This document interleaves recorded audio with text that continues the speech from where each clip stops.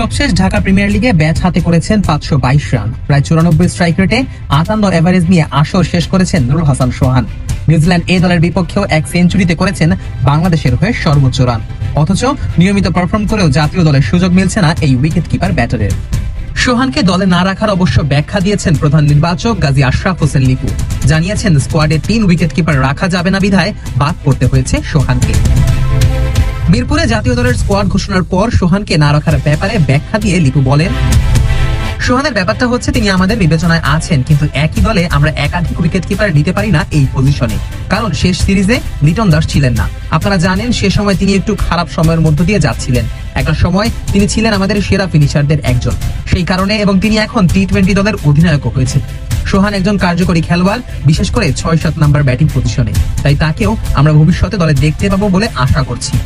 এবং কোন একজন খেলোয়াড়কে ভালোভাবে দেখার জন্য সামনে এশিয়া কাপের আগে শ্রীলঙ্কা সিরিজ, এরপর পাকিস্তানের সঙ্গে দেশের মাঠে ম্যাচ, তারপর ভারতের সঙ্গে সিরিজ, এই পুরো সময়কে আমরা কাজে লাগাতে চাই, যাতে করে আমরা যাদের যাচাই করা দরকার তাদের ভালোভাবে দেখে নিতে পারি।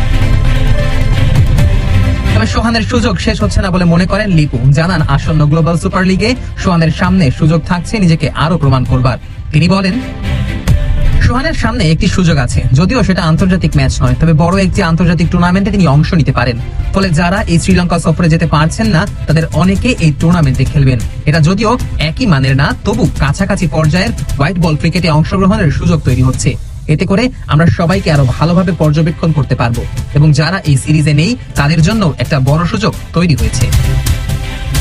তবে সোহান যে ফর্মের তুঙ্গে আছেন স্বীকার করে লিপু বলেন, আমার ধারণা সোহানের আঙ্গুলের ইনজুরি যদি না থাকতো তাহলে তিনি আরো অনেক শক্ত অবস্থানে পৌঁছে দিতে পারতেন, হয়তো আন্তর্জাতিক ক্রিকেটেও দেখতে পেতাম। তিনি এখন ফর্মের তুঙ্গে আছেন। আমি কাউকে শুধু দলে নিতে চাই না, আমরা চাই তারা যেন 11 জনে থাকে। দল গোছানোর পর তো কাজ শেষ হয়ে যায় আমাদের, এরপর ম্যানেজমেন্ট ও ক্যাপ্টেনের কাজ। আমরা ভবিষ্যতে এটা আরো গভীরে নিতে চাই, এশিয়া কাপের আগেই যাতে কাছাকাছি পৌঁছাতে পারি।